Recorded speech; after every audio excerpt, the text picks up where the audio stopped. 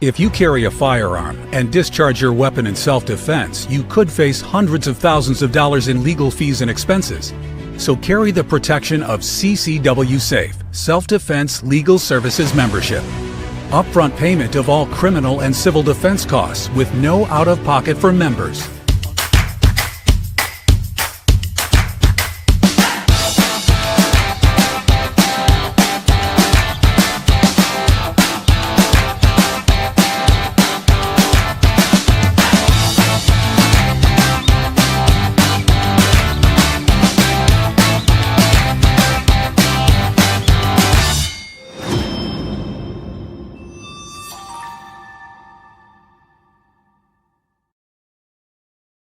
And we are back. I'm Chris Evans, the CEO of Survival Dispatch, joined tonight by my good friend Jeff MD, who's backstage for a minute. Tonight, we're going to be discussing post 9/11 2.0 coordinated complex terrorist attacks, urban guerrillas. So the theme is street level insurgency. Essentially, think of small cells conducting ambushes, assassinations, plural, and sabotage inside dense urban areas. Khalid will be back tomorrow night with his weekly sit rep, and then he'll be back on for the Long War series on Wednesday as well. He's busy saving the world in Pakistan and Afghanistan, working his usual insane number of hours. Before I pull Jeff on stage here, I just want to mention gold has absolutely skyrocketed. For those of you who are not paying attention or haven't been paying attention, I should say, check out this graph that I ran in Chat GPT. So this is over the past 12 months. Gold's basically gone from somewhere around $2,500 to $2,700 an ounce, pardon me, to upwards of $3,900 plus an ounce right now. So we've got a few really loyal followers who tweaked me on Noble Gold a while ago, put some money with them, and it exploded just like that chart. And then these guys actually reached out to me from Noble Gold, told me what they were up to. So essentially, you can take a portion of your retirement savings out of a 401k, IRA, whatever, and give it to Noble Gold to put into a gold-backed IRA. And of course, you don't pay taxes on it. There's no penalties or anything like that. But instead of being subject to the volatility of the stock market, you get the benefit of being backed by gold. And here's some crazy stuff. Not too long ago, a buddy of mine who's very, very wealthy and in the finance and insurance business went to some workshop in Switzerland, and there were people from around the world, pardon me. And he said that there were all kinds of people at this huge table speculating on where gold was going to go. And somebody said that if Trump pursues his plan to back our dollar with gold, oil, and crypto, that gold will almost immediately jump to somewhere between $12,000 and $22,000 per ounce. I mean, that's absolutely insane. So if you want to, hedge your bets a little bit safer, diversify your investments a little bit, check out noblegoldinvestments.com. I don't have a discount coupon or anything like that. I don't get paid any affiliate stuff. They kicked in some money for us again to help us defer some of our expenses, and we appreciate that very much. But I can't tell you how many gold companies have approached me over the years, and we've said thanks, but no thanks, until, like I said, one of our loyal subscribers pointed us in the direction of these guys, and they're the real deal. I always was under the impression that maybe there was like some shadiness in that world, but these guys are good, and I appreciate them working with us. They're working with Mike Glover as well. And if Mike says to me, this is a good company to get behind, then I'm all for getting behind it. So let's get Jeff on stage here and get our conflicted question of the day up as well. So bear with me for a second. Hey, Jeff, how you doing? I'm doing good. You living the dream? I'm living the dream. Southeast. I'm getting rained on, but other than that, I'm good. I got a buddy of mine who always says he's living the dream one nightmare at a time. Good sense of humor. All right. So conflictofthegame.com. If you're not familiar with this, there's 14 different card decks. All of them are set in a post-apocalyptic setting. 99% of them have some aspect of morality to them, hence the name Conflicted. So here we go. Your bug out group has traded with others in the region for months, and all of you have decided to combine forces. There are about 30 people in your group, half of which are children. The combined total of the groups would be equal to 600 plus people. The leadership is forming and roles are getting established. How much power and influence would you want in this newly formed community? And what role do you see yourself facilitating or fulfilling, I should say? So interesting question. So let's jump right into the Command 11 sit rep of the day. And I'm not sure why, but holy crap, check this out, Jeff. Let's see if I can get my watch over here. I'm getting the dreaded, you have an abnormally high heart rate warning. Already? Yeah, and we haven't even anything. We haven't even got into all the crap yet. So it's going to be one of those nights, apparently. Well, that's all that crack cocaine you keep using. So that's just between you and me and a few thousand of our closest friends. All right. So first one up is from Sarah Adams. And I'm hoping that Sarah is going to join us on Friday. I can't promise that, but we've been discussing it. So hopefully she'll be with us Fridays. So from Sarah, please don't let them fool you with fake Middle East peace. Stay alert and prepare. Awareness. Make sure every family member understands what types of threats are realistic for your area. Terrorism, active shooters, unrest at protests, cyber disruptions, etc. Teach them to practice spatial, situational, and environmental awareness. Stay alert to unusual behavior, abandoned bags, or unfamiliar vehicles. Know that's normal and not. So funny thing is, Jeff, the third stalker who's been casing our property showed up last week, and he was parked at the end of my driveway taking video of our property. So of course I walked out there and I was recording him with my phone. He peels off, goes about maybe an eighth of a mile down the road, does a U-turn, comes back, rolls his window down, and starts cussing at me. Why are you recording me? Blah, blah, blah. And I said, well, why are you recording my property? Number one. Number two, you don't belong in this neighborhood. There's no through way to get through our neighborhood. There's one way in and out sort of thing.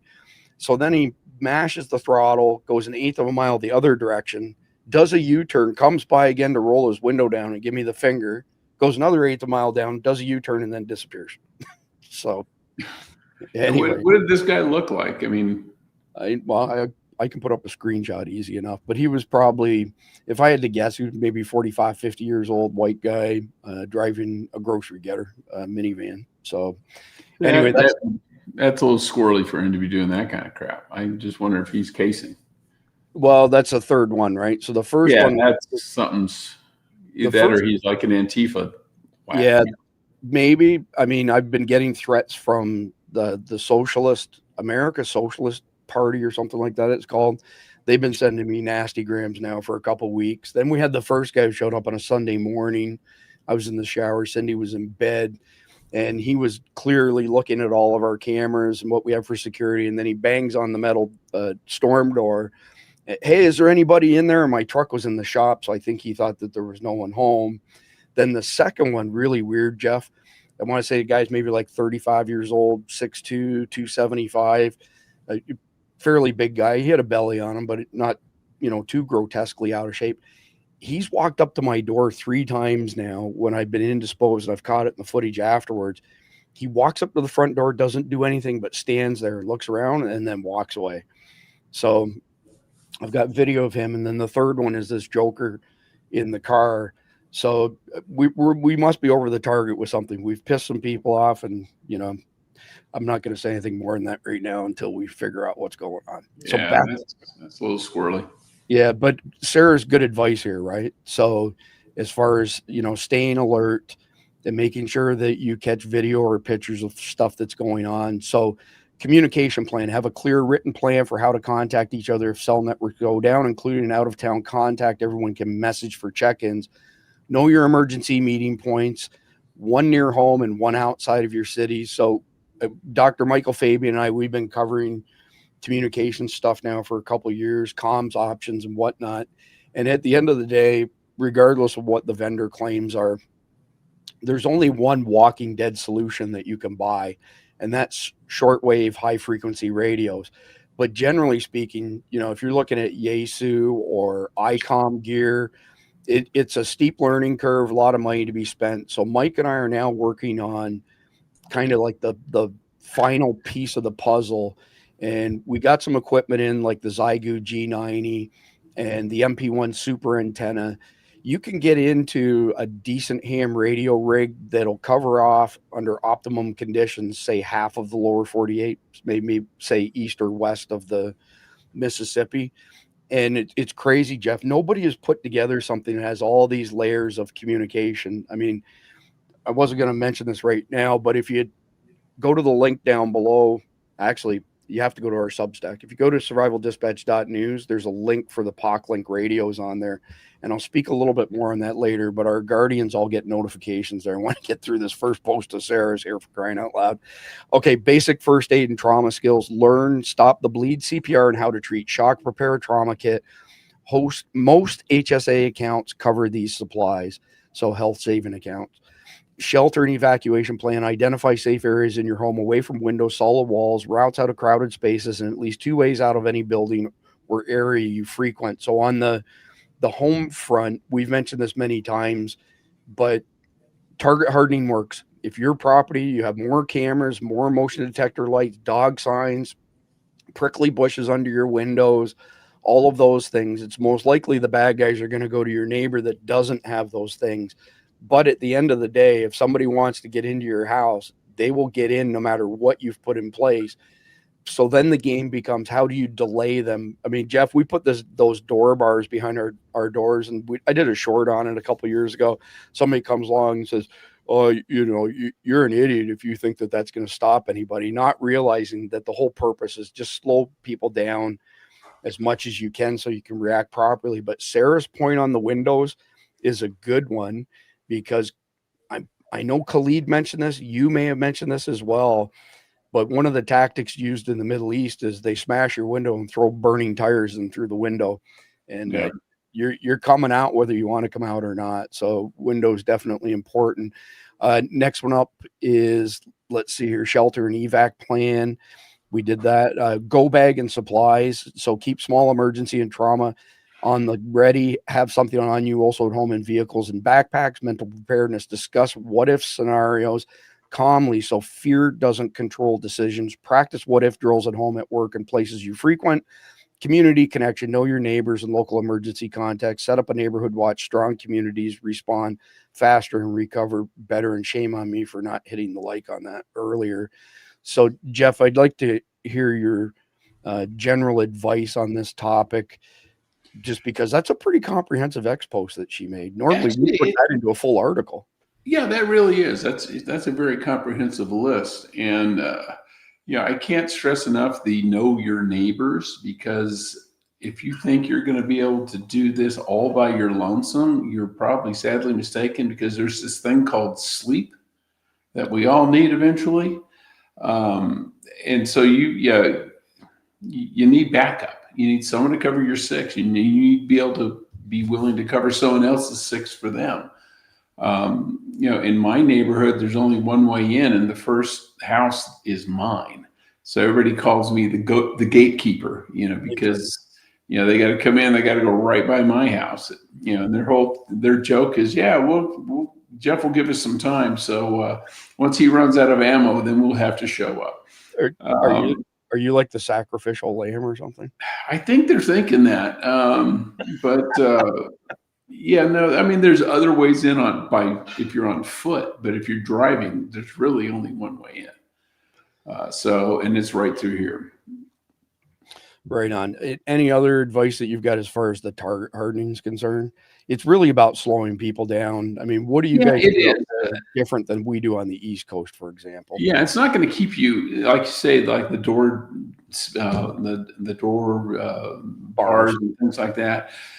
They're not going to keep them out completely. What they're going to do is slow them down, and they have to make enough noise that you can react and arm yourself, and give them a very rude surprise once they get inside. Because even if the door doesn't work, they'll go through a window if they really want in.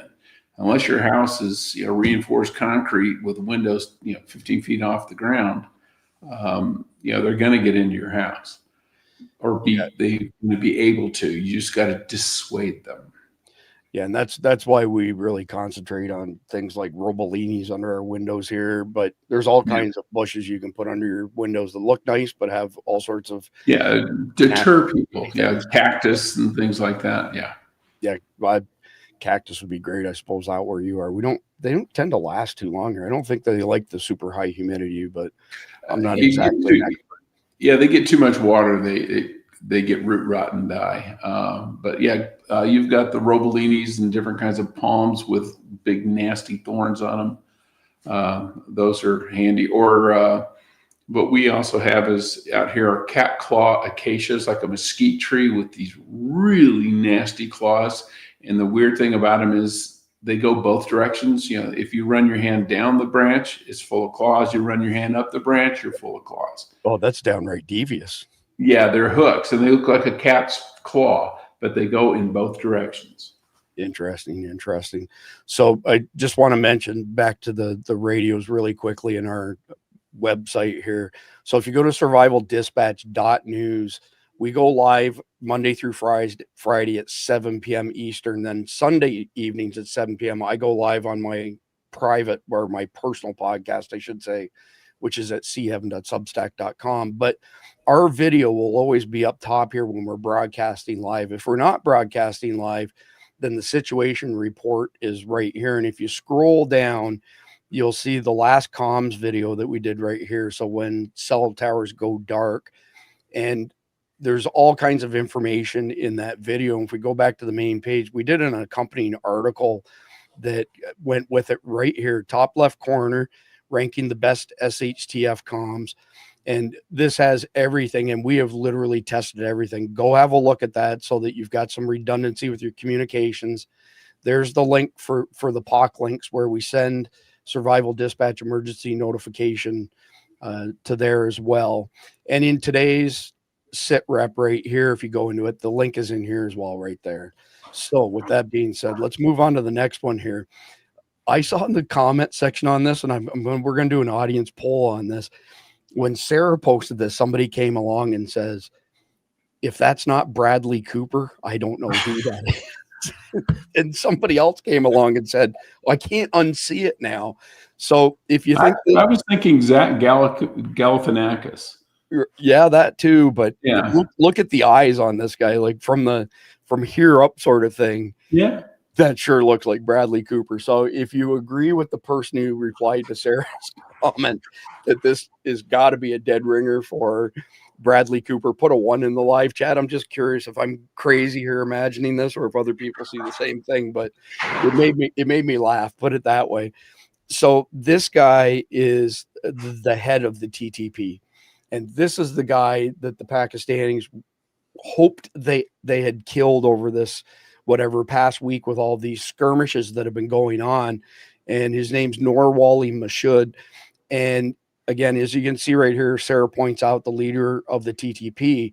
He was wounded when his armored vehicle was struck on Thursday, October the 9th. So just 4 days ago, he was not killed and remains alive, but injured. Pardon me. And Sarah says, let his remaining days be numbered. I know we've covered this with Khalid, but Jeff, do me a favor and speak a little bit to the TTP. Let me get you in the spotlight there. Yeah, everybody knows about the Taliban, and the TTP is the Taliban's Pakistani cousins, so to speak. Okay. The Taliban, all Taliban are basically derived from the ethnic Pashto peoples in Afghanistan, but the ethnic Pashtus are not limited to Afghanistan. They go all the way from the Iranian border well into Pakistan. And there was a British guy named Duran back in the day decided to arbitrarily draw a border, which is now Pakistan's western and northern border. And he just pulled it out of his ass. Has nothing to do with anything as far as tribal affiliations or anything else. So you have a boatload of Pashto on either side of the line. And there's a bunch of them in Pakistan. And so they are basically the Taliban established their mentality inside Pakistan, and their objective is to overthrow the Pakistani government, make it more religious, make it, Sharia law, all that kind of stuff. What are your thoughts on this guy being injured and, maybe not leading on a day in, day out basis like before? Is this guy so powerful that it's going to, have a significant impact, or is just another person going to step up and replace him? I think another one will step up. There's a boatload of Pashtuns out there. We saw the same thing. Mullah Omar we got a million reports. Oh, he's been killed, and then he wasn't. And then a month later, oh yeah, now he's dead. No, he's not. But eventually he did die. And when he died, somebody else stepped in. And it's not so much, it's political, but it's tribal politics, it's ethnic politics. You're not going to get a Hazara or a Tajik or something like that being the head of the Taliban. It's going to be a Pashtu, and there's a boatload of Pashtus out there. Interesting. So that kind of ties into the next one here. And I know this is a bit of an eye test, so I'll play the video in a second, but Afghan Taliban are transporting the bodies of TTP terrorists and their own fighters killed in Pakistani targeted strikes to their native areas. A total of 217 deaths have been confirmed. This was posted earlier today, and I spoke to Khalid earlier today, and he discounted, like, there was a bunch of things coming out of Afghanistan, the Taliban saying that they had, repelled Pakistani forces here, killed this many people. And he said it's all BS. It's like from the information of propaganda. And in reality, the death toll on the Taliban side is an order of magnitude more than the Pakistani army. This is only 19 seconds long. But again, these are Afghan Taliban basically removing bodies of the Pakistani Taliban.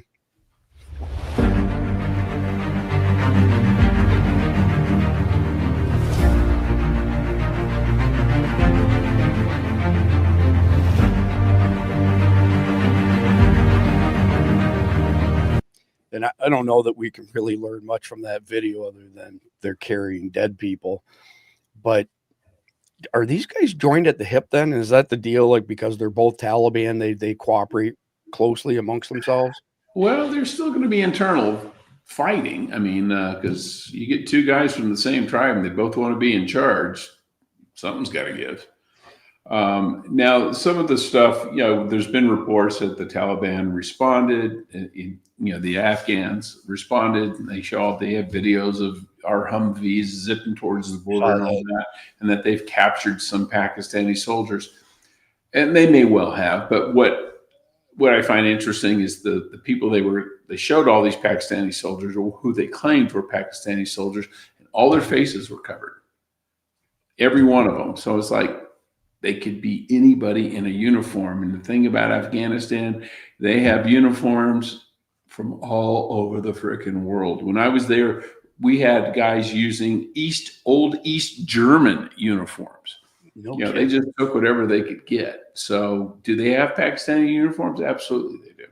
So could they be Pakistanis? Yeah, they could also be Afghans pretending to be Pakistanis.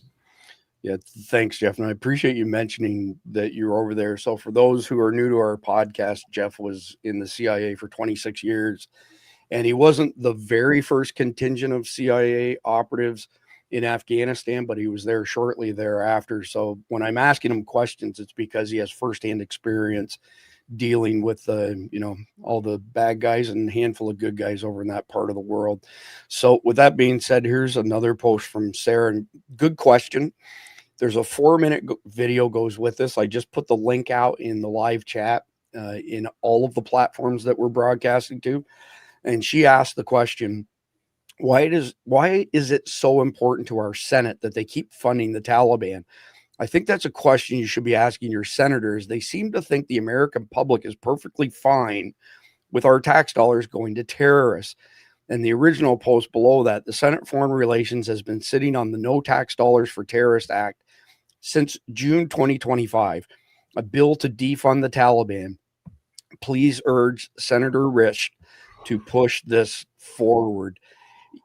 Jeff, do you want to explain what they're thinking is there's several buckets, right? So there's one bucket that's 40 million a week to the Taliban for them to kind of keep all the terrorists under control. Then there's a few more, and it all adds up to about 87 million. What's the logic behind this? And is it sound logic or is it BS? Yeah, it's it was part of the negotiated thing with the Biden administration and the Taliban, and I think it's the West's attempt to make them play nice. And it's like if they're dependent upon you for money to feed themselves, that they'll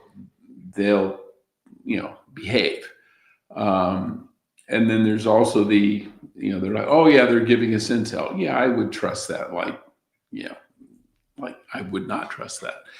So I think it's appeasing, and we've done this forever. I mean, when the Israelis and the Egyptians made peace, we gave them both billions of dollars a year and have ever since as a way to say, okay, everybody play nice. And it's an incentive to get them to the negotiating table and to keep things quiet. And I'm sure to a certain extent, there'll be the same thing with Hamas, in Gaza. Hopefully not our money, but, there'll be Arab money. But it's diplomacy through dollars. And, we did it with the stupid Iranians. We gave them billions, so that they would come to the table for the nuclear agreement, which they violated right and left. They played us like chumps. And this is the old foreign policy elite trying to, have their way. And they act like everybody in the world is going to behave like we do. And it's like, how freaking naive are you? People in your own family don't behave like you do. Right. Why do you think people half a world away are going to? It's naive. Good choice of words there, Jeff, and I appreciate that. So I'm going to be dropping more links into the live chat because there's some stuff that's far too wordy to cover on our podcast. But for those of you who are interested in following up and checking this stuff out afterwards, some of it's pretty good. Like I have a white paper that I'm going to send out to y'all here shortly to the live chat. It's from 1972 on guerrilla warfare, and it's only 15 pages long, but it's actually it's a good read. And by the way, this is all stuff that's out there, so we're not giving away any intelligence to the bad guys, because there's always somebody comes along and says, you guys are teaching the terrorists how to do their thing. Stop. And it's like, it's all open source. So you can stop having kittens over it. So we're going to get into the main topic now. Again, urban guerrillas, street level insurgency, small cells, ambushes, assassinations, sabotage, but in dense urban areas. And before I jump off into that, just a really quick note. If you have 10,000 plus followers on any social media platform and you would like $250 worth of free Carnival meat, send an email to support@survivaldispatch.com. We'll have a look at your socials. Give me the URLs in there. And if you have good engagement, I'll pass it on to the guys at Carnival. They will send you a box of meat and some merch to go with it. And if you get really good engagement, there's the opportunity to earn a few bucks on the side as well.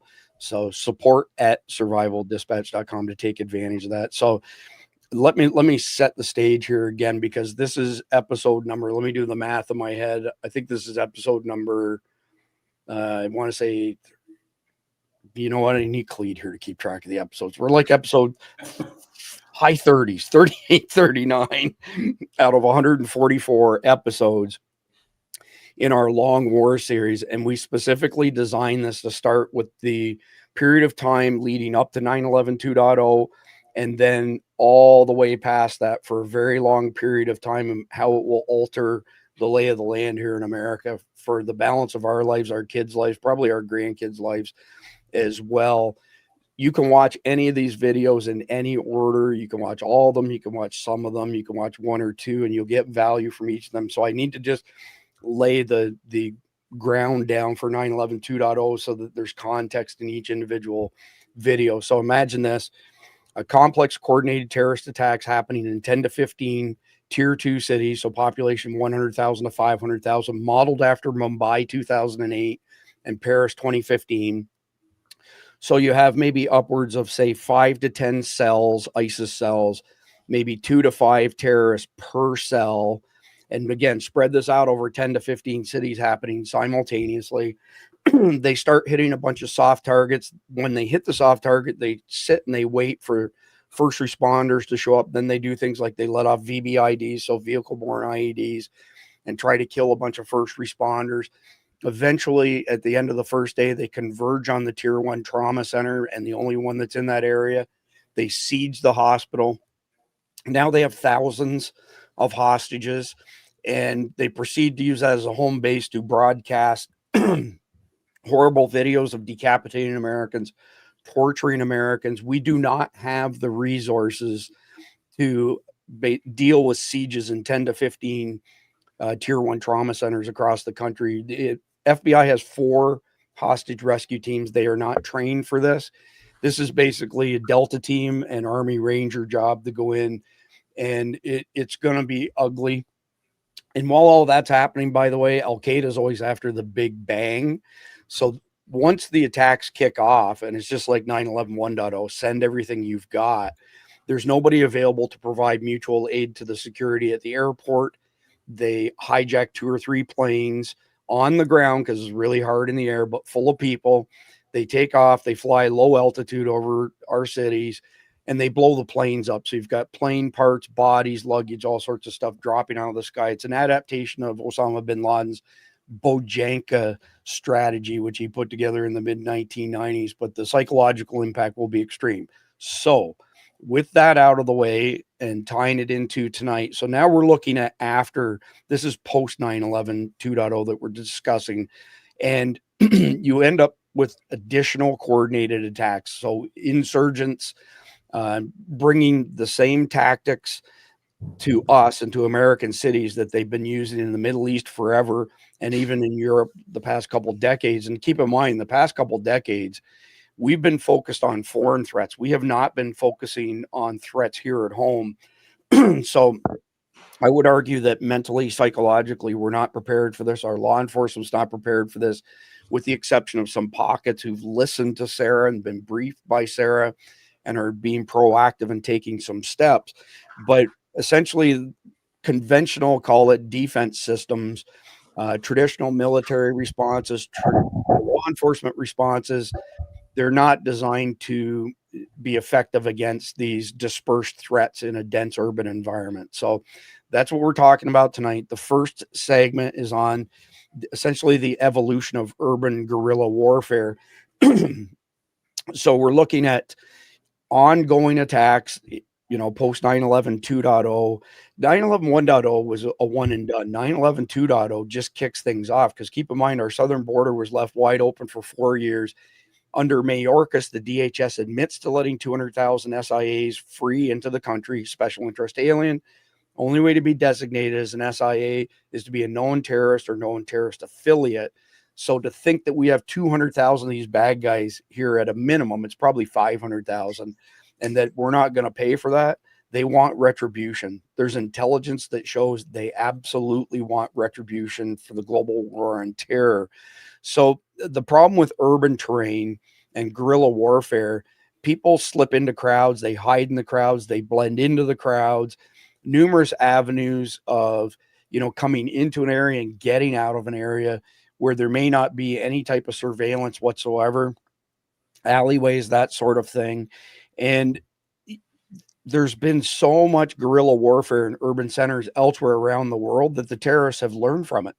They know where to be, where not to be, and how to pull this stuff off. Then combined with the fact that we've had this massive number of, active shooter, oh, it's a hoax. Bomb threat, oh, it's a hoax. It's on a daily basis, it seems, for the past couple months. And as Khalid explained, that's always the final stage before the Islamic terrorist attack, because they're checking SOPs, meaning the standard operating procedures for law enforcement.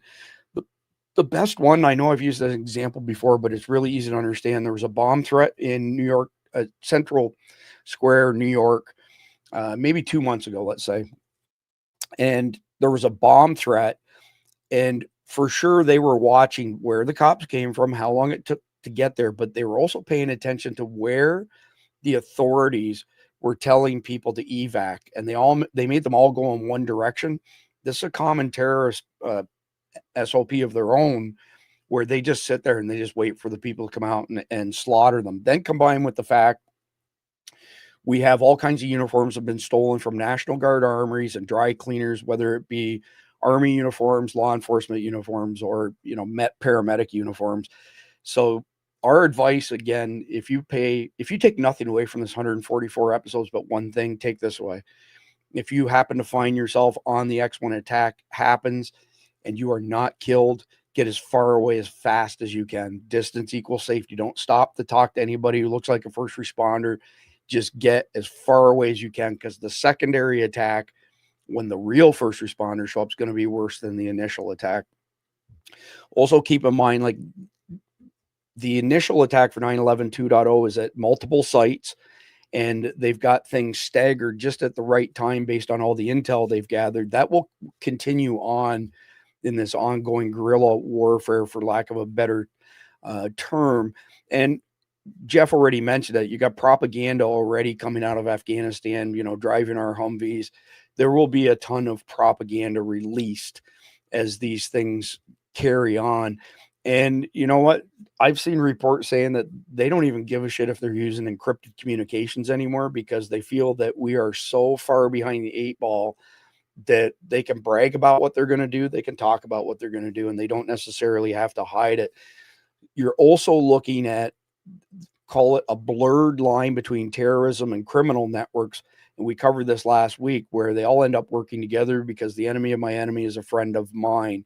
So, Jeff, tell me what the biggest difference is in your mind between the terror cells in, let's say, 20 years ago, 25 years ago, right around the turn of the century, versus now, as far as their sophistication, their strategies, their tactics, all that kind of stuff. It seems to me that they have evolved tremendously in a pretty short period of time.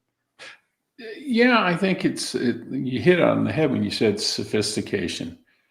The old days, it was a car bomb. It was a guy in maybe a suicide vest. It was a bomb on a motorcycle saddlebag, and they park the motorcycle and it goes off and kills people. It was one and done. It was not particularly sophisticated. It was fairly crude. Targets were oftentimes just random. They would just, park in the market and they killed whoever they killed. Then after the war on terror, they learned our tactics, our counterterrorism tactics, and and they've adapted to those. And they've also figured out how to get more bang for the buck by killing selected targets rather than random targets. And you'll see that in Pakistan, where they take out 16 soldiers in an attack as opposed to 20 people in a market. That has a greater impact on the Pakistanis because, one, it takes 16 soldiers off the board and they've got a lot of soldiers, but it also undermines the confidence of the soldiers when they realize, okay, we're the ones they're going after. So it puts them on edge. They kind of get more inward and, probably more reluctant to leave their bases and things like that. So it has a double effect that just killing people in the marketplace wouldn't have. Is there a third effect where people, like the general public, thinks to themselves, well, if they can take out trained professionals like members of the Army, I'm a sitting duck potentially? Yeah. It undermines the general population's faith in their government, the government's ability to protect them. Because it's one of those, if you can't protect yourself, how in the hell are you going to protect me? Yeah, good. I like the way you worded that, for sure. So I mentioned they've learned a lot in the past 25, 30 years. What have we learned, Jeff, from urban warfare, like guerrilla warfare, that could potentially apply to us here as far as, repelling the threat or recovering from a threat? I'm sure we've learned all kinds of things around the world, but I don't know if it's all applicable to America. But is there anything that stands out to you that is applicable? Well, I think we've long learned that their first step from just doing a simple car bomb or a motorcycle bomb was the bomb and then the secondary bomb. You set off a bomb, kill a bunch of people rush to the scene to help, and then the second bomb goes off. We're aware of those kind of tactics. We're better. I think we're better in tune with their cell structure of their terrorist groups and the independent cells, that working towards the same goal, but the two cells they could be 2 blocks away and not know about each other. And that's the compartmentation that makes it so hard to break these things up. And I think just look to Mexico, you look at some of the horrific things that the cartels are doing down there, and you can certainly see them doing the same thing up here. So Khalid had mentioned, just want to ask you about warning signs. Khalid mentioned that one of the things that typically happens just before a terrorist attack, meaning, a day or two ahead of time, is all of the people who are immigrants from the Middle East, they just kind of disappear. Like they know what's coming, or they've been told something's coming. And I don't doubt Khalid at all. I mean, the guy's on the front lines of today's war on terror. Is there anything else that you can think of that would tweak somebody paying attention to say, holy crap, like this is going to happen imminently? If you live in a community that has a large Middle Eastern population, let's say, you might see some of that stuff. But if you live in white bread suburban America, even if all the Middle Eastern immigrants or illegals or wherever disappeared, you wouldn't know it anyway, because you don't see them in the first place. So it's very difficult to spot that if they're going to do stuff. Because we saw with 9/11, those guys, those terrorists, they were going out to strip clubs, they were going to bars, they were getting drunk. They looked like drunken college students more than terrorists. And that was on purpose. I know some people who are working at Embry-Riddle at the time, the astronaut university south of us in Daytona Beach, where several of them learned to fly. And to this day, it amazes me that nobody was tweaked when these guys said, no, we don't want to learn how to land the planes. We just want to learn how to take off and fly. I mean, we saw that in a couple places out in Phoenix too. But I'm hoping that we're not so stupid as to, repeat that mistake. But when you have, but if you have a Middle Eastern guy and he goes into a gun store and he wants to buy an AR, but he's not a U.S. citizen, so he gets rejected, I hope to God that the gun store, owner is smart enough to go, yeah, that doesn't look right. Let me call ATF. Let me call the FBI or local police and let them know. You would hope so. Yeah. Good point. Good point. So let's move into segment number 2, which is urban vulnerabilities and critical interdependencies. So when I say interdependent, I mean things like power, water, transportation, telecom, telephony, data and voice networks. And these can have a cascading effect, of course. If the grid goes down, there's nothing to pump the water. There's nothing to pump the natural gas, or at least not enough to pump the natural gas. So you end up with places that have backup power from natural gas still go down because the gas pressure is not high enough. But, we've discussed this at length, and how Al-Qaeda always wants that big splash, like to scare the bejesus out of everybody. I don't foresee them taking down the grid and the phone and data networks until after everybody knows what they've done. Then they'll take them down to take the level of fear to a whole new level. But they want credit. They're going to want credit. Yeah. They're going to want to get as much mileage out of it as they possibly can, right? But publicity. Yeah, at the end of the day, though, I mean, we've discussed there's just multiple soft spots in urban areas, rural as well. But the rural, the juice isn't worth the squeeze typically. But all kinds of ways for them to physically, cause disruption. Here's a great example. I went to the dentist last week, and I could hear a crew working outside the window, and there was a barrier. They had a privacy wall. A girl working on my teeth, she's a friend of ours, and she says those guys last week cut the fiber optics line for this entire area. Not one of them spoke a lick of English, and she's not a conspiracy theorist or anything even like that. And she said when the boss finally showed up, he was shady as all get out. And she's like, I don't think it was an accident. I think that this was like some sort of trial run. It blew me away because I was like, Dana, really? Like, you're one of us? So, yeah, we in the business that's called backhoe fade. You know, when they cut a line like that. And what other people need to realize too is there are main trunk lines for fiber lines, and Florida had a couple of them. That if you took out one of those nodes, man, you could basically cut off all of Florida from the rest of the country. yeah, that's just, it's mind-boggling how fragile this stuff is. I noticed that we've got somebody new in our Guardian chat. If you sign up as a Survival Dispatch Guardian, one of the things you get is you get an invite to our crazy busy Guardian chat. You also get invited to our SDENS channel, Survival Dispatch Emergency Notification System, but that's read only.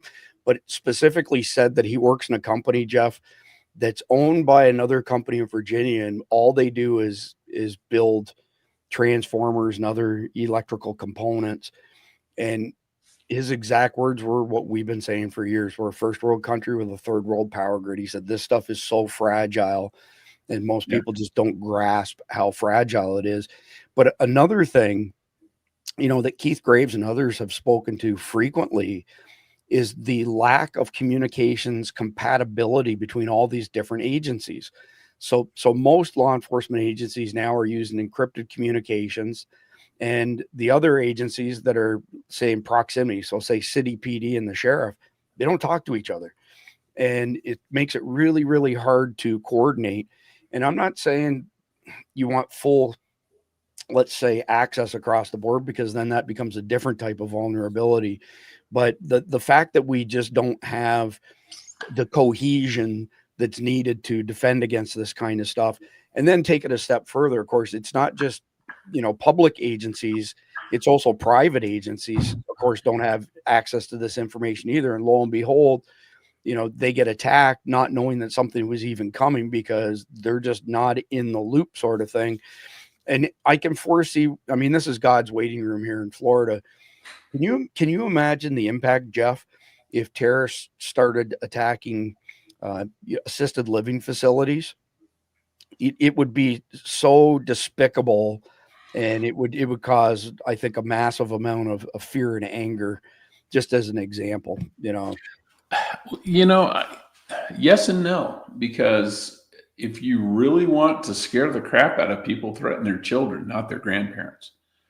And not to sound morbid, I'm 64 years old. I live in a retirement area, but people don't weep when the 75 or 80-year-old dies. They weep when the 7 or 8-year-old dies. And so they could do that and they'd be easy pickings, but the whole point would be, why? That, most people aren't, they're going to care. I don't want to say people are callous, but it's not nearly as impactful as a child. That's why you see when the TTP went after the Pakistani military school, they were going after the children of military officers, not their parents, their children. And that makes them, because your emotional tie to your children, I think, is a lot stronger than the emotional tie to your parents. Yeah, and I'm not saying that's not the case. My point is that attacking the most defenseless people in the entire country, whether it be very young, very old, would be pretty devastating. I mean, especially if they start cranking out videos of torturing and decapitating people. What a horrible way to end your life. But either way, again, it's God's waiting room here. But I've got a really specific question for you. So Sarah Adams was a CIA targeter. And for those people who don't know what that is, she's one of the people who takes all of the intelligence that's pouring in, puts it together for what makes sense, what is most likely, then hands it back to operations. So intelligence to operations is a term, so that they can act on it. And that's an extremely difficult job. Jeff, do we have anything domestically, anything like that in any other agencies, or is this kind of a CIA thing? Well, I'm not 100% sure, but I mean, the FBI had their intel shops and things like that. Because what targeters do is they take all this information and what they try to work up profiles, and then you look at a thing it's called an OD, an operational directive. It basically tells you what you're supposed to go after. Okay, if it's not on your OD, you don't waste your time. But it might be, and they vary for different offices, because if you have a big Iranian population, Iran's going to be on your OD, but maybe not Somalia, because there's not much Somalians there. But what targeters do, or targeteers, is they develop essentially target packages, kind of customized to a particular part of the world or against a target, and say, okay, against Iran, we need information on this, this, and this. And here's a list of the 20 best people who would have access to that. And then they give it to the case officers like me, and they go, now you need to go recruit some of them. And that's what we did. We had to go out and, you find them, you get next to them, you establish a relationship, et cetera, et cetera. Ultimately, you want to recruit them to spy for you. But what they did is they told you, okay, here, instead of saying, go out and find someone, they say, okay, go out and find someone, and here are the 20 best targets. Go hunting. So yeah, interesting choice of words, targets, because that leads me into my next question, Jeff. What would you consider the highest value or biggest leverage targets are in American cities that would do the most psychological damage and be the least likely to be caught by the authorities? Because I've asked the last question to a couple people, and they said they've never really seen anybody, whether it's state troopers, county bounties, or city PD, do anything like the CIA does as far as the target packages you described. But what are the juiciest spots, the soft underbelly, that they're going to love to attack? Well, I think, basically anything is going to undermine a person's confidence in the system. Children at schools, they're supposed to be safe. You turn your kids over to the government to educate, and they're supposed to be safe while they're at school. And we see it with school shootings. Everybody freaks out, as well they should. Yeah. But if you look at our school shootings, with the exception of, I think, Columbine, they were all single actors. Columbine, there were two whack jobs that got together. And you look at the devastation that did to those communities. Now you do it with 50 guys, you know what they're doing.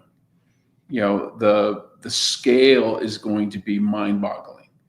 And you can't help it if you're a parent to say, there, but by the grace of God, go I. Hospitals, again, I think Khaled has pointed this out ad nauseum, but if something happens to you or happens to your child or your spouse, what do you got to do? You got to take them to the hospital to get fixed. Well, the bad guys have taken out the hospital. Then what do you do? Again, a greater sense of hopelessness, which only strengthens them and weakens us. It's why we did, in World War II, they called them dehousing raids in Germany and in Japan. And the idea was to put stress on the population. You couldn't bomb all the soldiers, but you put stress on the population to where they demand peace, they complain about their leadership, or they can't go to work and build, more tanks and airplanes. So in private industry, we live and die by KPIs, key performance indicators. So, what's measured gets done, so to speak. And all successful businesses focus on key KPIs to, move the needle. What, other than arrests, what KPIs would indicate that progress is being made against all of these things, whether it's the sleeper cells, the terrorists, the insurgents, the cartels, the TDA gangs, etc. Are there any other KPIs that are kind of predictive in nature that say, okay, we're moving the needle, we're making improvements that you can think of? Yeah, I would think deportation of illegals with those backgrounds. I mean, okay, you've got sleeper cells. You're not sure who they are. Obviously, if you knew who they were, you'd go arrest them. But you know what communities they're in. They're in the, don't want to pick on the Middle Easterners, but they're mostly in Middle Eastern communities or the Somali communities or something like that. So if you go through and you can deport, 10, 15, 20, 30% of the illegals in those communities that are, the illegals that are from, they're from Egypt, they're from Afghanistan, they're from Pakistan. The odds of disrupting a cell by removing some of the cell members, just by the law of large numbers, you recruit, you deport enough of them, you're going to have some bad guys in the mix, disrupts their planning. Because these attacks, they have 10 guys, they have a role for each one of those 10 guys. Well, if 2 or 3 of them get caught up and got, Tom Holman kicks them out of the country, they got to rejigger their plan, or they got to recruit more people to the cell. And most of the time, if a guy's in an operational cell, he's been recruited and vetted for a long time. So that takes time. Surely you're not suggesting that profiling actually works. Absolutely. I'm not suggesting it. I'm saying it works. Ask the Israelis. If we're looking for IRA terrorists, I'm not going to look for the black guy. I'm going to look for the red-haired pale dude who has an Irish accent. Sorry, they're Irish. Shocking. It's just the way it is. Shocking. So you're looking for a Chinese Ministry of State Security officer. He's probably going to be ethnically Chinese. I'm going to go out on a limb on this one. I don't know. I think telling my mother, my 81-year-old mother, that taking her shoes off makes the world a safer place. I mean, the government says so. The TSA says so. That's helping things. And actually, one of the things that makes us a hard country to defeat in the intel world is that we are so ethnically diverse. Yeah. We have guys in the CIA that are black, that are white, that are Asian, that are Middle Eastern, male, females. You can't just say, okay, it's a tall white guy. That must be the American. Yeah. Thanks, Jeff. I just want to make a quick note. If I haven't even been looking at the live chat, and when it's just 2 of us, just Jeff and I, it's too much to have the conversation and run the podcast and check that stuff out there. So we're not ignoring you on purpose or anything. Well, we are, but we can't do, it's kind of like rubbing your belly and patting your head at the same time. Jeff's smart enough. He can do that, but me, no, I can't. I'm on the bubble for that one. So moving on to the third segment, which is the street level tactics. So ambush, of course, always first and foremost, but assassinations and sabotage. So essentially the tactics that are used in guerrilla warfare have been happening for many, many decades.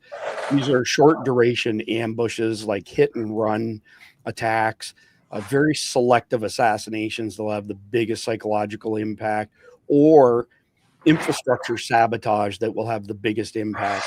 So if you want to go all the way to the big show as far as sabotage for infrastructure is concerned, and apologies to the people who've been with us for a long time, because we've been pointing out how vulnerable our grid is for many years. We have 3 grids in America: East, West, and Texas. Occasionally they connect to shunt power from one to the other. Most of the time they're not connected. We have 55,000 substations. This is all public knowledge, by the way.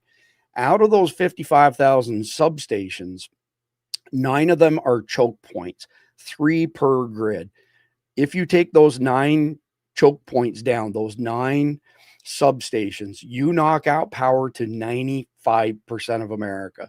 So other than the people who have off-grid power, the only other people who still have power are between the power generation plant and the first hop, the first substation. So it's incredibly vulnerable stuff, to say the least. Also, and we're seeing this happening now for I don't know how many months, at least 3 or 4 months in a row, when we have all these, hoax bomb threats, hoax active shooters mixed in with the odd real one as well. It's like the boy who cried wolf, right, Jeff? I mean, people get so conditioned to hearing it. They're like, yeah, whatever. It's just another hoax. And they take their eye off the ball. And that's absolutely a tactic used in guerrilla warfare, is just to kind of numb people out to the point where they're like, yeah, whatever. And then, of course, I mean, Charlie Kirk is a great example. God bless him. But you would think in this day and age that they would, check the roofs of places, especially after the attempt on Trump's life. Just a side note here on Charlie Kirk. And I don't think I've mentioned this, and I'm not going to mention names for this because the guy's a friend of mine. and I don't want to cause a big brouhaha, but I know somebody who was on Charlie Kirk's detail 2 weeks before he was killed. So the way these executive details work is you might have a core team, let's say, of 2 or 3 guys who are with you all the time, and they're licensed security guards, but there isn't reciprocity in every state. So they go into another state, they're putting on an event, they hire local assets. So they were in a particular state where my friend lives, who's in executive protection, and they hired him and obviously others to protect Charlie Kirk at this outdoor event 2 weeks prior to him being assassinated. And the head guy said to my friend, who's very well recognized in that circle, do you have any suggestions that would improve our security for Charlie? And this guy said, yeah, no problem. He said, I'll give you a 1-pager that hits all the high points. If those points had been put in place, Charlie Kirk would still be with us. And one of them was specific to threats coming off of roofs. So anyway, with that being said, let me move on a little bit more. So you're also looking at things like it doesn't take a tremendous amount of weaponry or sophistication to have big effects. Jeff's talked multiple times. Throw some filaments into a substation, short everything out, poof, gone. The big power transformers, they're called LPTs, large power transformers, are 48 to 60 months out, and we don't have any stock of those. It's incredible. If you take a whole bunch of LPTs down at a whole bunch of substations across the country, we're going to be down for the count for an extended period of time in those geographies. It is what it is. And again, this is not something that's unknown. I mean, we've been beating this drum for years now, but it's simple. It's not really hard. The other part is to instill fear in crowds as part of guerrilla warfare, because panic is a massive force multiplier as far as, you end up with people being trampled. I think Jeff was actually the first one who said, when Mike Sterling and I did a video a few years ago on the prospect of aerosolized fentanyl being used by drones to attack open air venues, I think Jeff was the first one who stepped in and said, well, even if the fentanyl disperses or only kills a handful of people, there will be all kinds of people trampled to death. I mean, it is what it is. It's a force multiplier, for lack of a better term. The other part is taking down some communications, at least on the site. And then these guys are all using drones now. So now they've got aerial reconnaissance, and they've got people sitting in remote locations monitoring the news, monitoring social media, which is even faster, and saying to their guys on the ground, they did this in 2008 Mumbai. Hey, go to this other place, attack it now. Hang out where you are. Cops are on their way to your location. Get that bomb ready to go. Those sort of things. I mean, I don't know that, Jeff, is there any way to train law enforcement to be proactive in this, or is this all going to be reactive? Shit happens and we got to react to it. It's going to be hard to train them to be proactive, because it goes against everything they know. They're being proactive in a situation like this is more of an intelligence operation than a law enforcement operation. And certain aspects of, the FBI, DIA, and all that can do it. They've been trained to do it, but it requires time, and doing it at the last minute, or trying to, if you think someone's going to attack you in 2 months, you don't have time to develop a source within that group that you can take the time to recruit him, and that he would be trusted, or recruit someone and send them into that group. They're not going to be a trusted person and be used in the ensuing attack. These operations take months, years to see fruition. Okay, so speaking of guerrilla warfare, and I'm not asking you to reveal anything that's secret or anything like that, but what are some of the tactics used in guerrilla warfare that paralyze commanders on our side at the local level, where it just becomes such an overwhelming or confusing attack and mess that they have a hard time deciding where to even start? And in that case, does that not put our first responders at even greater disadvantage and risk? Yeah, what I think you'll see is people, especially men, tend to be linear thinkers. Something happens, they respond to it, they solve the problem, They fix it, and then they go on to the next. If what would happen is you'll have an attack, they'll respond, they'll muster the troops, they'll go in and do it. But if halfway through your response, there's another attack, so you got to peel guys off and someone's got to deal with that one. And then there's another attack, and then there's another attack. So you're constantly, then you get into that paralysis where you're just waiting for the next shoe to drop. Or you have to triage it and say, okay, I've got 6 attacks.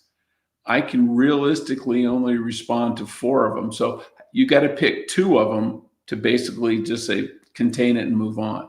That's the thought that just crossed my mind. You have to triage. You just don't have the resources to hit all of them. So last question on this segment, and then we've got only 2 more segments to go. But we've discussed drones at length for several years. Give me your thoughts on the drone usage by the bad guys and the drone usage by the good guys, as far as how much of a force multiplier it truly is for both sides. Well, it's huge for both sides, because what it does, it gives you eyes and ears without having to have airplanes and spy satellites. No matter how small your group is, 2 guys, you can have a recon unit, and it's just a dude with a drone. The other thing is it gives you a way to project kinetic power without the normal large scale systems that we think of doing that. They're not going to have artillery or things like that, but you put you put half a pound of C4 on a drone and fly it into something. That's a pretty impressive that's a weapon. And you can buy a cheap drone, you can have cheap explosives, and now they've got essentially artillery. They've got a long range system to put kinetic energy on a target. Yeah, and we've got the same though. Now we can do the same. We have airborne drones. We have land, terrestrial drones, little tracked vehicles and things like that can go up, probe a defensive position that maybe the terrorists have, looking for weaknesses, draw their fire, make them expose themselves, have an aerial drone that says, okay, the flashers are coming from the 2nd window on the 3rd floor, and then you take them out. So we can do the same thing. Yeah, I would add that one of the things that we do know is that very, very few law enforcement agencies have anything to counter drones being used for, recon intelligence or kinetic attacks. We're just not there yet. We have some very nascent technologies in our military, like the Leonidas that we've shown, but we don't have widespread directed energy weapons to take down drones, like to melt them with microwaves. No. So I mean, it poses a serious problem, especially when you have swarms of drones where one guy's controlling multiple drones, right? Yeah. But the advantage drone gives us is like, okay, you put up a police helicopter. What's the first thing the terrorists do? They shoot at the helicopter. Right. And then he has to spin out and go away. Well, with drones, they tend to be small enough that you have them up in the air. If you see them, it's going to be next to impossible to shoot them because they're so small. Yeah. And so you don't lose your air cover capability. You don't lose your ISR because the pilot's taking fire. Yeah. Some of these drone systems now where you have a mothership, for lack of a better term, that launches multiple drones from it, and all being controlled either by a small group of people or one operator. The drone swarm software, which is open source now, allows one operator to control 15,000 drones, and it was all for light shows. But I heard somebody, Jeff, I want to get your opinion on this. It's germane to the conversation, that the Chinese are so big on doing these drone light shows because it's essentially practice for them for doing massive drone operations. It seems to make sense. Well, yeah, absolutely. And it's the same technology. Yeah. Why not? I mean, you go back to the 50s, 40s, 50s, early 60s, a lot of countries had, we did, and the Russians, we had space programs. Well, it's a great way to design and test an intercontinental ballistic missile. And if you look at our first space launch vehicles, they were ballistic missiles. The Mercury rocket was an Atlas rocket. It was an intermediate range ballistic missile. If you look at Gemini, it was basically launched by a Titan II, an ICBM. So yeah, a lot of it's very easy to take civilian technology and convert it to military, but it's also easy to take military technology and hide it as civilian technology so you can work out the kinks. Yeah, that's an interesting perspective. I did just catch somebody in the live chat complaining about the bullshit with YouTube ads. We don't have any control over that. My advice to you is we broadcast to 9 different platforms. If it's pissing you off that much, go to Substack, survivaldispatch.news, go to our X or my X at Survival Report, and you won't have to contend with any of that bullshit. Rumble, you don't have to contend with it during lives, but you do have to contend with it with the recorded lives that come after the fact. Rumble are as crooked as a dog's hind leg, just like YouTube and Google. If I was going to send anybody anywhere, I'd go Substack first, X second. But whatever works for y'all is obviously fine on our side. So we're a little over the halfway point here. Just want to quickly mention a couple things. Again, if you go to our Substack, survivaldispatch.news, at the top here, this is always the situation report for the day. You get all of this for free. So all of this information in here, which is tied to the broadcast that night. This is essentially the written guide, let's say, that goes with each night's episode. And again, if we're broadcasting live, you'll see it up top there. But if you sign up, if you find our information, our content helpful, please consider signing up as a paid subscriber, because the free subscribers, you get our daily sit reps, you get our weekly watch guide, you get early access to our instructional videos that are always launched before they go over to YouTube.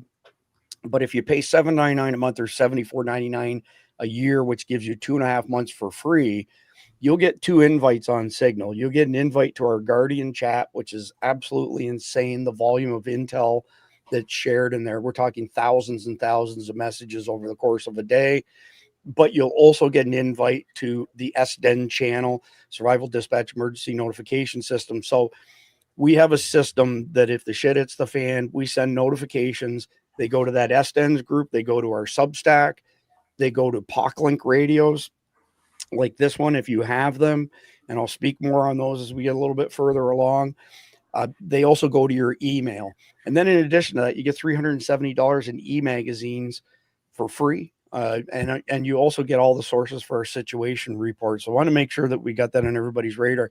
By the way, if you go to seeheaven.substack.com, if you sign up for a free account there, every Sunday night, I have resurrected the old chapter 3 from Survival Dispatch News, which is funny, zany news and memes. I did the first one last night. It was good for a laugh. That's all free. Look forward to seeing y'all on Sunday nights for that. So let's move into the next segment here. So segment number 4. Let me get my notes pulled up. So this is the detection, prediction, and intelligence piece of it, and trying to be proactive instead of reactive. Unfortunately, 9/11 2.0 is far enough down the road now. Like Jeff said, this is not something that you prepare for in a couple months. And Sarah is steadfast in her prediction that the attack window opens mid-December, follows through until Ramadan, which is February 18th, or starts on February 18th, 2026. So that window of time, we're at significant danger. There's definitely not enough time to spool up any type of meaningful proactive stuff between now and then. We're going to have a hard enough time with reactive stuff. But after 9/11 2.0, when we get into this, call it regular routine of being attacked on a regular basis, at that point in time, we can start doing things like submitting models of these attacks to AIs that are pretty predictive, and they're already predictive in cyber attacks, and they're pretty sophisticated. And once we have the data, this is one of those things, the more information that you put into it, the more information that you'll get out of it. And the next part to that, which is technology related, is monitoring and analyzing traffic across the network. So, we may not be able to read every encrypted message that's sent. We can't read them if they're sent by wire or signal. Neither encryption standard has been broken, used by them. But what we can see is we can see a person at this IP address and that IP address are communicating. And if you're behind a VPN or proxies, that is not necessarily a guarantee that you can't be discovered. Take that from somebody who comes from the high-tech world, certified systems and network engineer in a former life, I should say. So the technology ends up becoming, it's kind of like Jeff said, this is a double-edged sword. We use it as an asset, but it can also be used against us for all this type of communication amongst the bad guys. But you also can start to foster things like human, which is human intelligence, where you can get people, get their level of awareness to the point where right now, when you hear somebody say, you know, see something, say something, what's your thought, Jeff? My thought is like, that's it's not a concrete plan. Yeah, it's good advice. Well, it's not the solution. It is definitely good advice. And the problem with it is, one, you get people who they see something, but they don't say something because they're like, well, you know, what if I'm wrong? I'll look like an idiot. And then for every one of those, there's 100 that report everything. You know, my neighbor has a turban. He must be a terrorist. No, he's a Sikh truck driver. Okay. Right. Yeah. Yeah. So you've got, but you would hope that if people see something significant, obviously, that they report it, and that the police need to act on it, or at least to investigate it. But I think one of the biggest things we need to have are the police and intelligence agencies at local level all the way up talking to each other. So if one encounters something, there's got to be a way for them to share that with others so that you start looking at establishing patterns that you can identify. The Joint Terrorism Task Force does that to a certain degree, but not everybody's a member of the JTTF. A lot of smaller local police departments, most of them are not. In Atlanta, you had the Atlanta PD, you had Fulton County PD, you had Cobb County. But once you got outside of that, they weren't members. And so, you know, we need much better intelligence sharing, and, you know, almost like a message board with somebody monitoring it, saying, okay, in, you know, my case, you know, in Santan Valley, Arizona, the sheriff's department saw this. Well, or in Glendale, the police department saw this, and looking at it going, okay, wait a minute, what's going on here?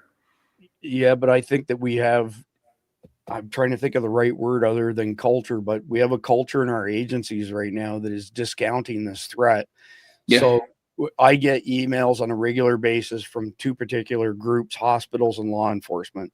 And usually what happens is it's somebody who's not the chief, but somewhere saying middle management, saying, could you please help me put some information together to take to my superiors for this threat? And then they do it. And then they come back and they say, well, my chief said that we haven't received anything from the feds, so this can't be a real threat.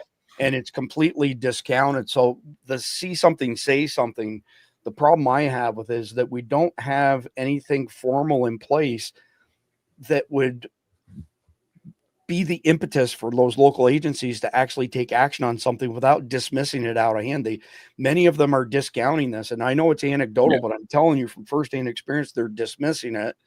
And Sarah Adams could tell you better than anybody else that they're dismissing it. So when I talk about, or when I mention things like putting stuff in place going forward, right? So the detection, prediction, and feeding the intel into that. If you're going to ignore when people bring you tips, well, it ain't worth it, you know. And people won't bring you tips. Right. But there's also, it's also human nature. Okay, you're preparing for all these different potential eventualities. And okay, the odds of any one town in America getting hit by a terrorist group, okay, let's pick a number. Let's say it's 1%. It's not high. Say it's 1%. So you've got, okay, I got to deal with crime. I got to deal with murders, property crime, rapes, child molestation, prostitution, all these other issues.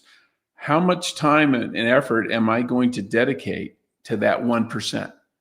When the odds of it happening are slim to none, And I've got people who are clamoring about the hookers on the street corners in front of their business and things like that. So it's human nature to try and take something that you look at as a remote possibility and kind of ignore it. You know, how many people get earthquake insurance if you don't live in California? Probably not very many. Right. Now, if you live in New York City, you know, New York City's been hit by terrorist attacks, and they go, okay, we're going to pay attention to this because we've been hit. Washington, D.C. has been hit. You know, if you're a big city and you've got the manpower and the money to put one or two people on it, sure, okay, you can do that. But the smaller locations don't have that luxury.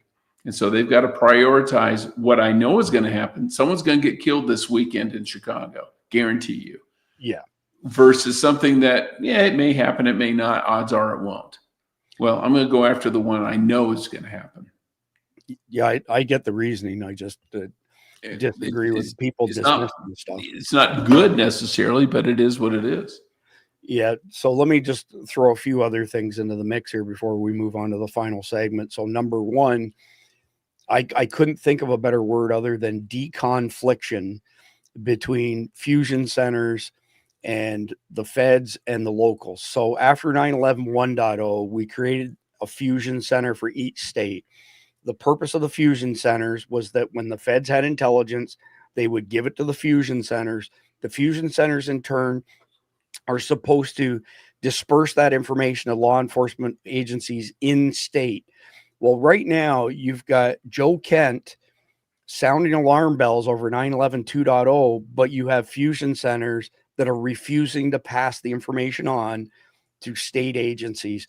There's an internal conflict there that is going to end up with many people having blood on their hands. So that's number one. Number two, you know, tonight's scenario is down the road after 9/11 2.0, which means it's down the road after Patriot Act 2.0. And if you think Patriot Act 1 was bad, you should see some of the stuff that's being floated for Patriot Act 2.0. There will be they will try all kinds of unconstitutional things in the name of safety. If it saves just one person, it's worth you giving up your civil liberties, will be the argument. And I disagree with that. I vehemently disagree with that. I'm a textbook libertarian, lowercase L, not capital L. Those guys are crazy.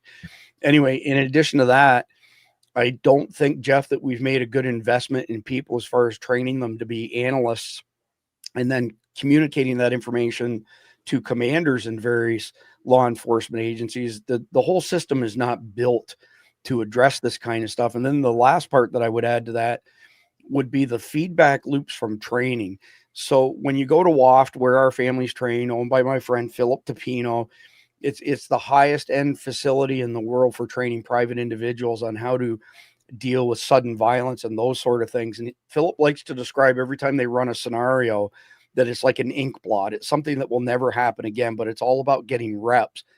And I've told people many, many times, when he does the part on being gas station ready, it's very realistic. You have UTM guns that have the same auditory report as a regular gun. You've got multiple people coming from multiple directions. You've got it in a building that's completely blacked out, so it looks like it's nighttime. And I've walked by people 45 minutes after they did the drill, and they look at their watch and they're like, holy shit, my heart rate is still 145 beats per minute. But each of those people learned something. Well, the same applies for law enforcement. You know, you've got to practice the way you're going to play. And if you're not practicing to deal with this kind of stuff, you're not going to improvise and do great. It's like Mike Sterling loves to paraphrase Sun Tzu: human beings, do not rise to the occasion. They fall to their level of training. So with that being said, final segment: response, resilience, and the balance of freedom. So at the end of the day, the first hour of these attacks, I think for quite some period of time, is going to be a very surreal situation, not just for the victims, but for law enforcement as well. And we're going to have to come up with a better way of making communications interoperable between agencies.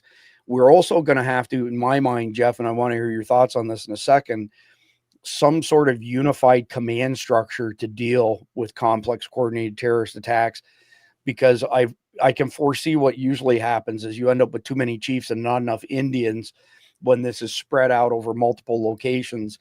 And even though technically there is a chain of command for that in a lot of locations, that's not the way it pans out when you have something this robust and widespread happening. I think we also have to develop playbooks for everybody who is in the public infrastructure space. So you've mentioned it multiple times, like water treatment plants, electrical grids, hospitals, all of this stuff that you could consider basic infrastructure that we have to have. I think there will be a whole cottage industry around emergency action plans, rehearsals, those sort of things, to learn, just like Philip does with his stuff at WAFT.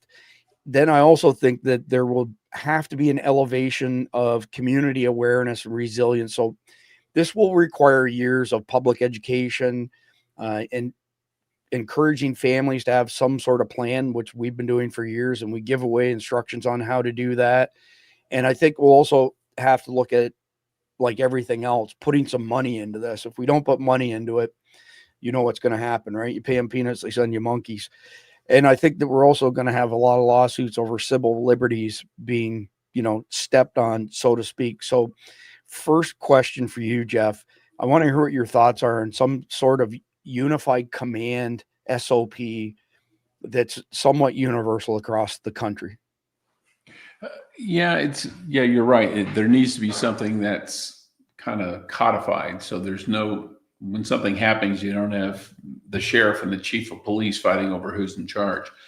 And as much as people are going to hate me for saying this, you're probably going to need to go with, on a local level at least, the FBI for the major cities, and then go for the county sheriff at the county level. And then if you're in a metropolitan area like, say, Tucson, the Tucson, you have the county sheriff or the Tucson chief of police has the authority in an emergency of the outlying cities that are also police forces. Now, the exception I would put in there is that if the military is called in for some reason, they take a hospital and you have a special forces team or SEAL team or Delta coming in, they have the ultimate authority at that point. No one, and I mean no one, can say, well, yeah, we don't want you to do that, because you can advise, but ultimately the decision's going to be theirs because they're the operators. It's their ass on the line. Well, you and Mike Glover are the only two people who've ever mentioned this on Survival Dispatch News. If Delta team is on site, they are in charge. Full stop. Absolutely. 100%. It doesn't matter where it is. Yeah. Do you want your chief of police, who's essentially a politician, yes, telling a special forces operator how he's going to recapture a hospital or a school? No, that's an emphatical no. So I have two questions for you to wrap up this final segment. I want to know what your thoughts are on what public education messages or programs do you think would have the biggest benefits while not creating this, call it a fear loop, fear cycle, like creating nonstop fear amongst people, but still equipping them to be, somewhat proactive? This is going to sound wacky to a lot of people, especially liberals, but I would say let's put a degree of military training back in our schools.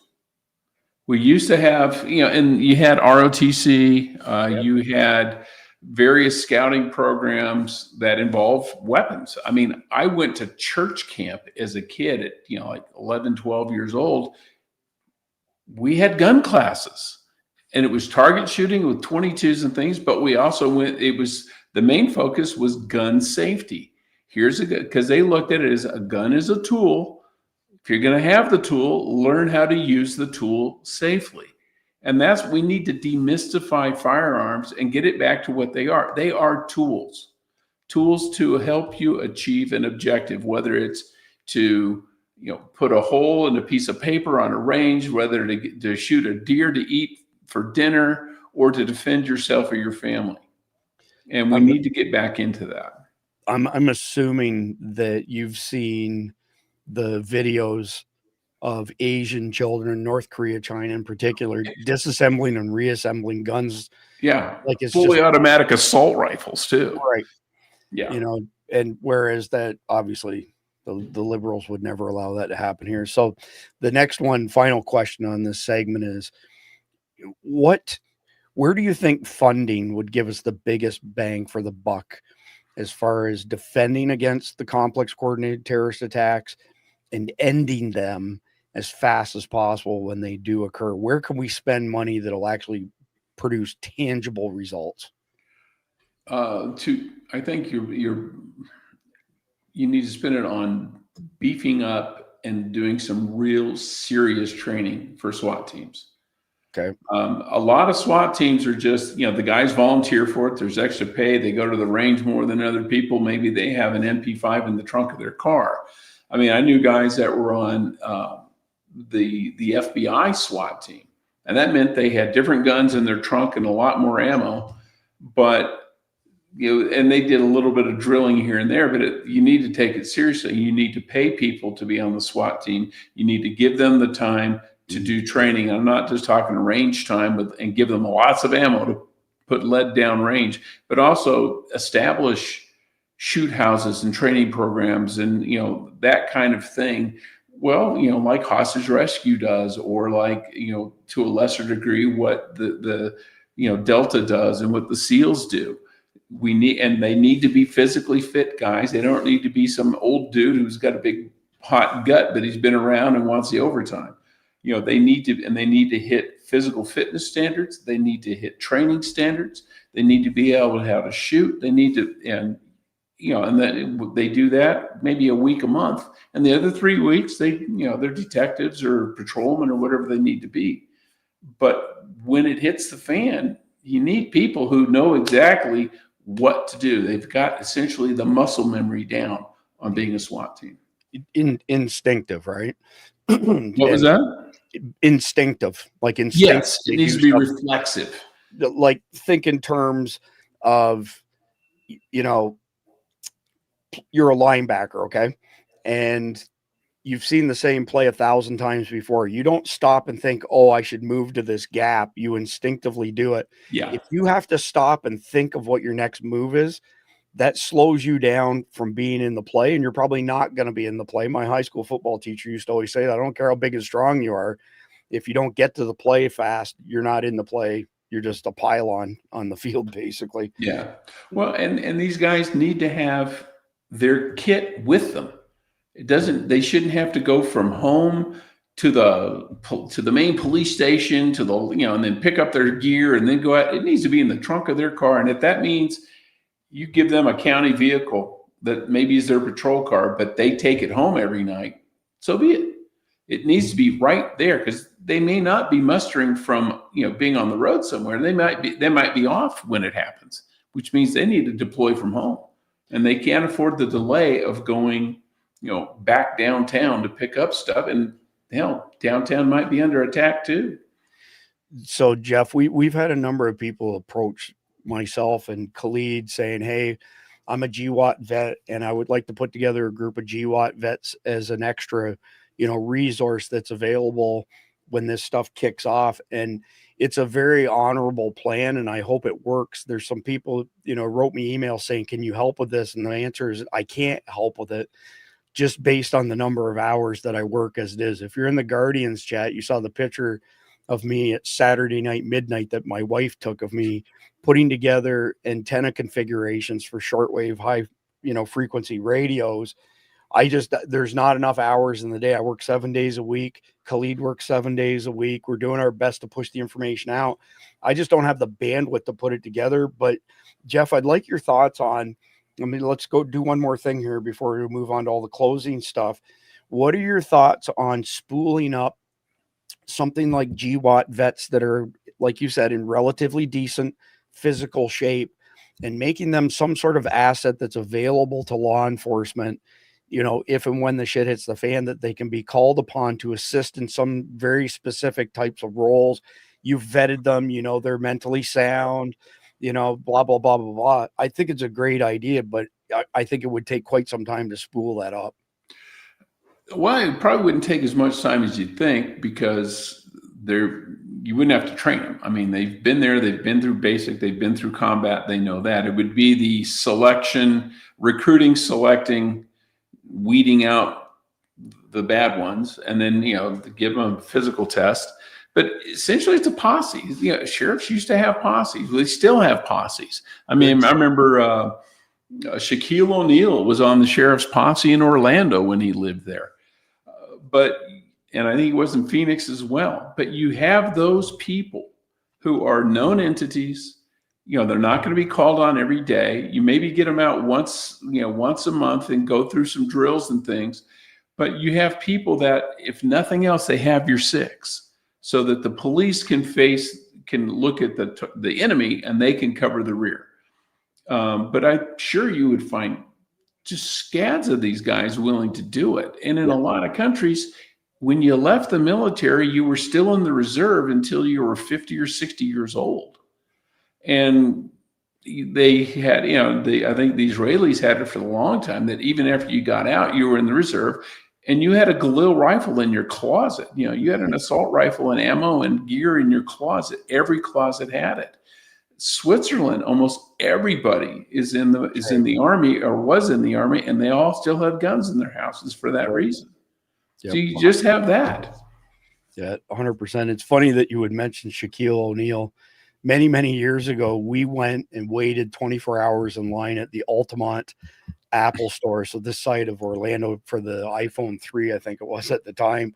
And Shaquille O'Neal showed up to get his iPhone 3. And for those people who've never seen that guy in real life, like, huge. You can't even begin to grasp how ginormous that guy is. But he was super friendly. I think one of the things I liked about him was a lot of kids wanted to get their picture taken with him.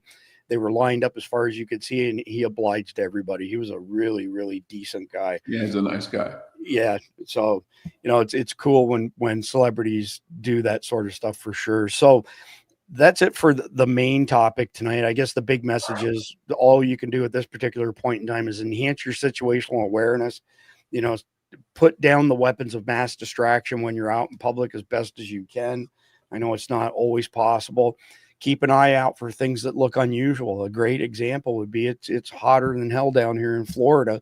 If some guy walks into a building or a restaurant that we're at and he's got a trench coat on, and it's not pouring out in a tropical storm, it's a pretty big red flag that why is this guy walking in, in a trench coat.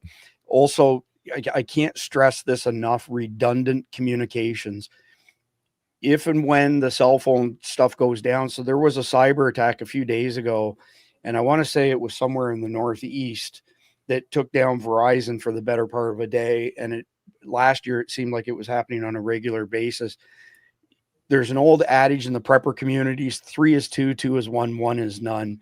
Myself, when it comes to communications, 7 is 6, 6 is 5, 5 is 4, 4 is 3, 3 is 2, 2 is 1, 1 is none. I want to have all the communication stuff. So the satellite stuff from Garmin is really decent. So the Garmin InReach Mini 2 and the Garmin InReach Messenger, depending on when they're on special or not, you're going to pay somewhere between $200, $300 for the Messenger, somewhere between $250 and $400 for a Mini 2. They tether to your phone. They give you connectivity to the Iridium satellite network to send and receive text messages and data. That's a great way to go. These POC Link radios, and again, there's a link on our Substack. Just go to survivaldispatch.news. And if you click on it, you can get 2 of these right now for $399. They're going to go up to $1,140 for 2 of these. Global coverage. You don't have to pay for the global coverage if you buy them now. Once they go to $1,140, you'll pay $29 to $65 a year just to have network access per radio. I'm not suggesting that this is, the linchpin of your comm strategy. What I'm suggesting is this is one of several things that are reasonably priced to have at your disposal. I don't expect that everybody's going to go out and spend many thousands of dollars like me on communications gear, but stay tuned for our next comms video. Dr. Michael Fabian and I should have it ready to go in maybe 6 weeks or so. We want to make sure that we're super thorough, but we have found a way to communicate across the country and potentially around the globe with reasonably priced shortwave high frequency radios. And I'll tell you what we're working with. It's not like it's a big secret. We're working with the Zygu G90 plus the super antenna MP1, it's called. that gets you in the game for, $700-ish. And at the very least, you should have comms, for half of the lower 48. You can go a little bit higher end radio like the Zygu X6200. Once you put that with an amplifier and an antenna, you're probably $1,500. But the days of spending $3,000 to $5,000 on a, Yaesu or ICOM, yeah, I mean, that's great equipment. And I love high end stuff, but it's not necessary. So stay tuned on that. Snag some of these before they're gone, because if you sign up as a Survival Dispatch Guardian, $7.99 a month or $74.99 a year gets you 2.5 months for free. We have a Guardians group on these things so that when we send out Survival Dispatch emergency notifications, not only does it go to your radios, your email, the Signal group, and our Substack, it goes to the smartphone app that you install on your Android or Apple phone. And even if this is turned off, the battery's dead, whatever, when you bring that app up, it'll have a recording of every single thing that was put through that. So survivaldispatch.news, hit the sit rep, today's sit rep across the top. There's a link for the POC Link radios there. I don't know how much longer this is going to last at $3.99, to be honest with you. I'm surprised it even lasted this long, but I don't foresee it lasting much longer. You can also sign up for Survival Dispatch as a Guardian. If this information is helpful to you and valuable to you, we'd appreciate you if you did sign up. We've got some pretty hefty expenses that takes to run everything we do at Survival Dispatch. This podcast is just one small piece of it, but you'll get an invite to our Signal chat. The Guardian's super busy. You'll get an invite to the SDENS group read only.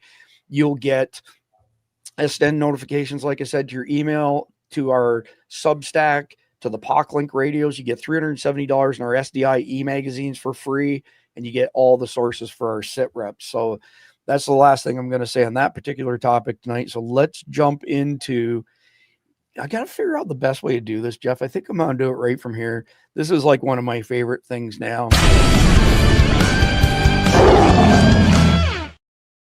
All right. So it is time for the Carnival Hero of the Day. I'm telling you, I feel like John Madden, 1987 Monday Night Football. I love that freaking Carnival.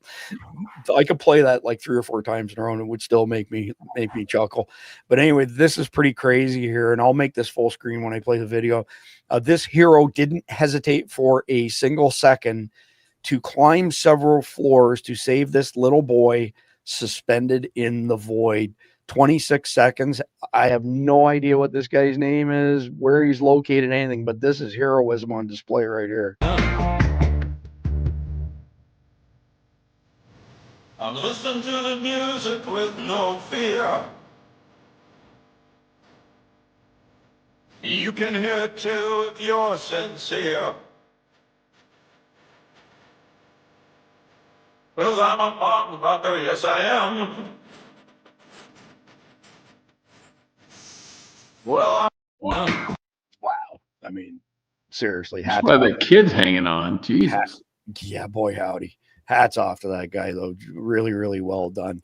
The next one up here, let me check my notes, but I'm pretty sure I could probably just automatically say it was Dale and be right 99% of the time. To be safe. Yeah. So this one, special thanks to Dale. There's several people like Dale. He's not the only one, but he's one of a handful of absolutely prolific poster of high value information to our Guardians chat. And this is just insanity, absolute insanity. Seattle Mayor Bruce Harrell blocks permit for a Christian gathering at Pike Place. Pike Place is a public area. At least 20 LGBTQ events have taken place here. Mayor Harrell released a statement saying they went to, quote, provoke a reaction by promoting beliefs that are inherently opposed to our city's values in the heart of Seattle's most prominent LGBTQ plus neighborhood. The mayor has come out against us, against Christians, and had no single ounce of support for us. They filed a federal lawsuit against the city of Seattle. The city not only denied access to a traditional public space, but it accused the group of provoking violence simply by showing up with worship and truth. This is the asymmetric 5th generation warfare that the Chinese and our other enemies have been waging against us for many, many years to divide and conquer. Talk about complete unmitigated bullshit. And surprise, surprise, my watch is going off again. 42-second video. Hopefully I get my heart rate back under control here. With Mayday USA tell me they wanted to hold the event at Pike Place, but were denied and instead was assigned to Calenderson Park by the city. If you want us to go there, we will absolutely go there. But it's just interesting how the mayor has come out against us, against Christians, and had no single ounce of support for us. Now they're pushing back on Mayor Harrell's statement, saying they went to, quote, provoke a reaction by promoting beliefs that are inherently opposed to our city's values in the heart of Seattle's most prominent LGBTQ plus neighborhood. We live in a country where people can openly, maybe not see eye to eye, maybe not agree on something, but we have the freedom of speech. But violence is totally uncalled for, and not one person from our movement was violent. Yeah, that's just, I don't know if you want to comment, but that's... Well, just reverse it. Think of the outrage if a bunch of, LGBTQ plus people wanted to put on a big drag show in a neighborhood that was overwhelmingly Christian, and the city said no. Man, there'd be lawsuits up the wazoo. Yeah, to put it. It's hit complete and utter hypocrisy on their side. Now, what we would do if someone says, "Yeah, we want to put a drag show on in this park," we would say, "Okay, fine, but no one's going to go." And there'd be like 4 drag queens and a couple of Fruit Loops there, and everybody else would just boycott it. I'm trying to keep the cussing just to my Sunday night humor show, but that stuff there makes me want to cuss. So you can cuss, I don't mind. And I'm trying not to cuss during Survival Dispatch News, but heaven.substack.com. Sunday night, start your week with a good laugh and some crazy memes and all sorts of good stuff there.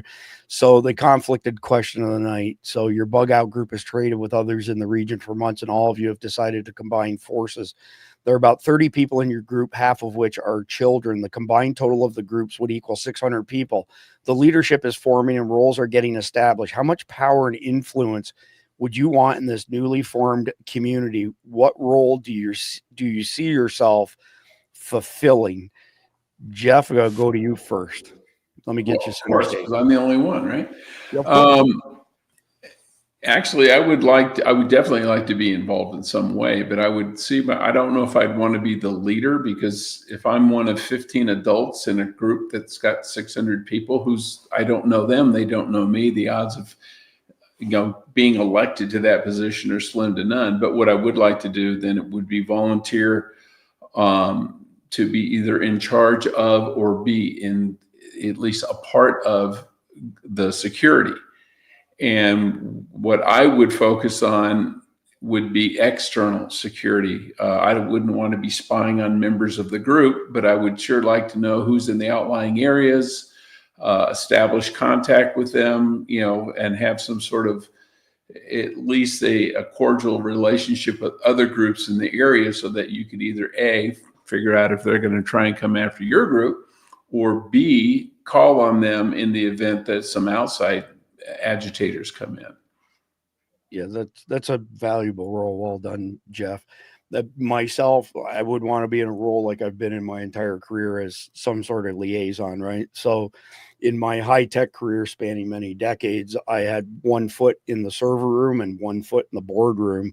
And when you sit around a board table and you've got the tech guys and you've got the business development guys, you got the C-level guys, the techies don't understand usually the full business strategy they're trying to execute. And they're also very territorial, and they're like, oh, no, we can't do that, because, they don't want to change their stuff. And on the flip side, the guys at the C-level are, thinking to themselves, they don't understand a word that I'm saying with regards to growing the business, whatever the case may be. And your business is either growing or it's dying. There's no such thing as a business just stays the same. It's kind of like the life cycle of a tree.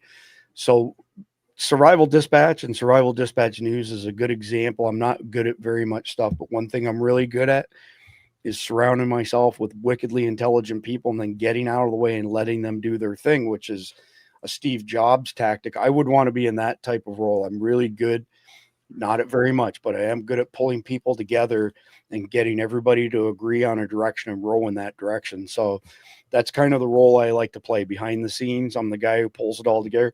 I just had a quick look, Jeff. I have, as of this minute in time, 22,739 contacts in my address book, all of whom are either friends, family, or somebody I've worked with during my career. I have been absolutely blessed. I had somebody approach me on the weekend, Jeff, and said, I need to get a message to Grant Cardone. Do you have his contact info? And I said, I don't, but I know somebody who's a very good friend of his. And I reached out and we made the whole thing happen inside of 24 hours. I'm never more than 1 degree away from somebody, it seems. Incredibly blessed. But again, that's the role I would want to play. I'd want to be that type of liaison. Because again, it's one of the few things that I'm actually good at. So Khalid and S2 are going to be back tomorrow evening, usual time, 7 p.m. Eastern time, with their weekly situation report. And on the off chance that Khalid's not available tomorrow night, he said he will be, I will step in and join S2. Then we'll be back on Wednesday night. So Jeff, Khalid, myself, and Mike Glover. Every Wednesday, Mike Glover's with us. He's my business partner, so that y'all know what that connection is. On the next episode in our Long War series, I want to thank everybody who's a paying guardian, especially want to thank our premier sponsor, Carnival. 100% American, super high quality stuff here. We thought this was going to be the food for all preppers, right? 100% American beef, chicken, and pork, no mRNA, no antibiotics, no histamines, grass finished. The bags are made in America. The O2 absorbers are made in America. 25-year shelf life, which is extremely hard to do with meat because fat turns to goo and the goo ends up ruining the product. They figured out a way to crack this nut. This bag weighed 6 ounces, had 6 servings in it. When you reconstitute, it takes less than 10 minutes to reconstitute, 1.5 pounds of raw beef that you can flavor however you want. Super, super high quality protein. Then they came out with single servings. And now it's pivoted from people saying, well, I should stack this up as I prepare for hurricane season or whatever, 9/11 2.0 to, man, these single serves sure are handy. And people are taking them on the trail. They're taking them camping, hunting, fishing, taking them to work. When you support Carnival, it helps them support us. They cover all of our software expenses, which are really steep. Use the code EATMEAT, all one word. You get 10% off, free shipping on all orders over $99.